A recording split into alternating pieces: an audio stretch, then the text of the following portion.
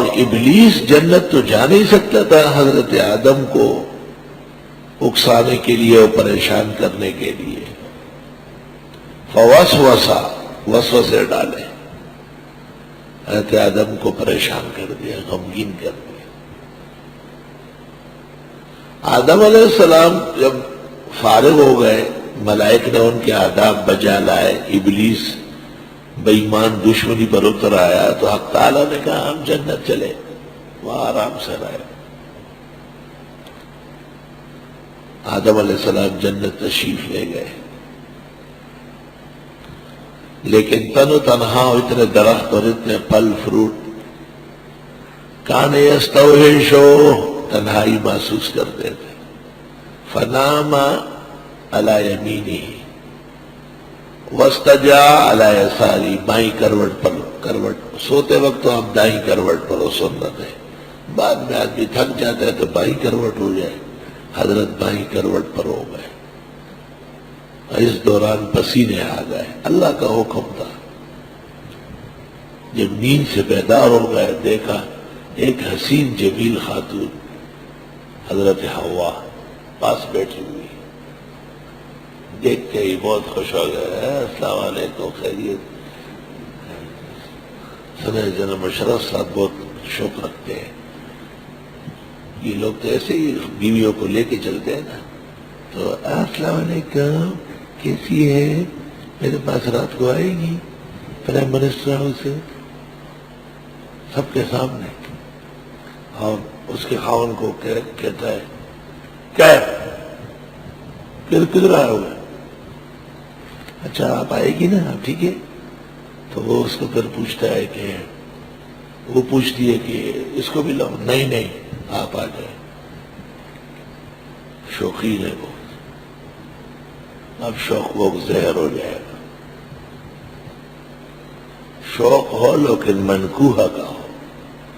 ہر نر اور مرد مادے کا شوق رکھتا ہے، اسلام نے اس لیے ایک کی جگہ ایک وقت میں 4 عورتیں جائز کر دی۔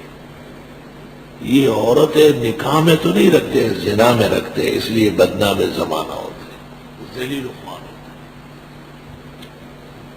حضرت آدم علیہ السلام نے جب دیکھا کہ بی بی پاک صاف حسین جمیل قریب میں بیٹھی ہوئی ہے، پوچھا من انت؟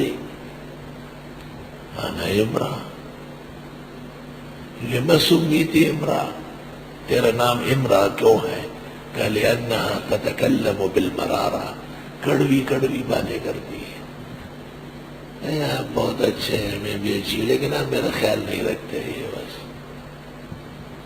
جیسے جیسے زمانہ گزرتا ہے، خاوند غریب بوڑھا ہوتا ہے، اس کا پاجامہ بھی ٹیڑھا ہو جاتا ہے، اس کو اور شکوے شکایات بڑھتی ہے۔ اب پھر خاوند کو کہتی ہے ما رأیت منک خیرا، میں نے آپ کے گھر میں سکون نہیں دیکھا۔ اور تو نے سکون نہیں دیکھا، یہ 1.5 درجن یاجوج ماجوج کہاں سے آئے؟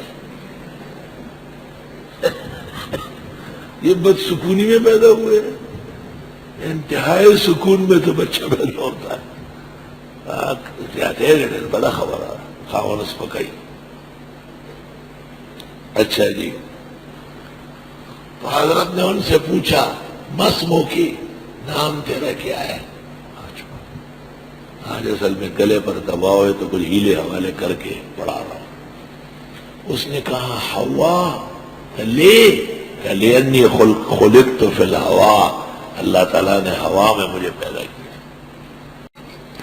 فتبسم من فصاحتها، آدم علیہ السلام بہت خوش ہوئے کہ بڑی فصیح بلیغ ہے، ہر بات کا جواب دے رہی اور زبردست دے رہی ہے۔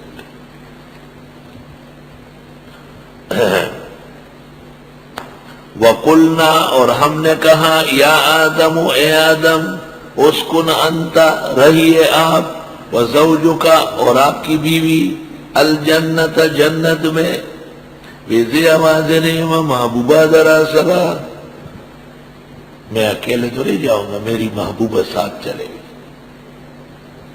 ہمارے ایک بزرگ تھے، وہ یہاں کبھی تشریف لاتے تھے، نہیں وہ اچانک مجھے کہا کہ عمرے کے لیے جاؤں، تو میں نے کہا گھر والی بھی ساتھ ہوگی؟ اب کیسی بات کی، یہ کرنے کی بات ہے؟ میں حیدرآباد نہیں جا سکتا اس کے بغیر. جب میں حیدرآباد جانے کا کہتا ہوں، باہر آتا ہوں، وہ گاڑی میں پہلے سے تیار ہو کے بیٹھ چکی ہوں.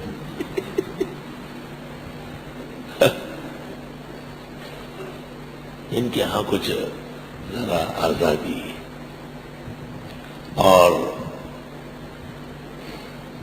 بیویاں بھی حقیقت یہ ہے کہ ان کی قیمتی و بیش بہا ہے.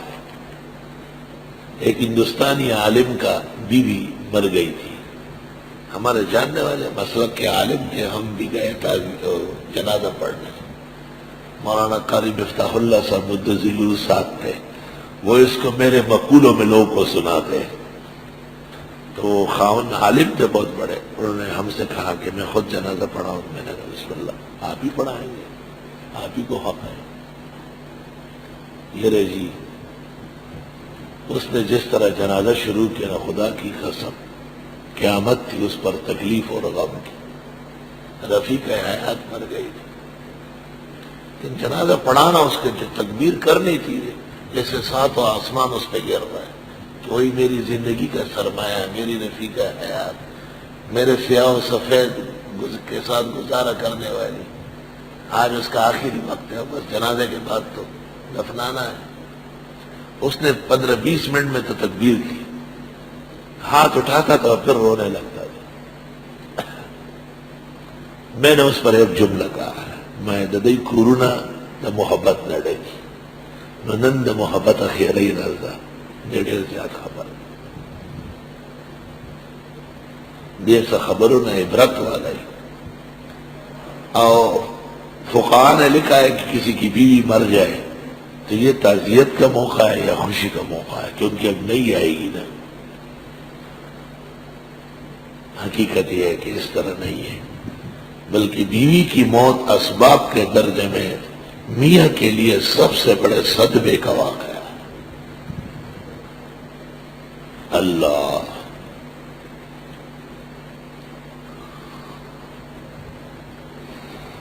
وقلنا، اور ہم نے کہا. ہاں، تو بیوی کا ساتھ رکھنا کوئی جرم نہیں ہے، پردے اور حجاب میں صحیح مقامات پر اہلیہ کو لے جانا اچھی بات ہے. جناب نبی کریم صلی اللہ علیہ وسلم کی عادت کریمہ تھی، جب آپ نے سفر عمرے کا کیا اہلیہ ساتھ ہے، حج کا کیا بیوی سب ساتھ ہے، اور آپ نے غزا کے لیے جب جانا ہوتا تھا تو بیویاں کافی ساری تھی، آپ ان میں قرہ ڈالتے تھے. بنو المستلق کے غزوے میں ام المومنین عائشہ کا قرہ نکلا تھا، اس کے بعد تکلیفی واقعہ پیش آیا. تو قومیت اور وہاں کے جذبات اپنی جگہ، لیکن شریعت سب پر حاوی رہے گی اور غالب رہے گی.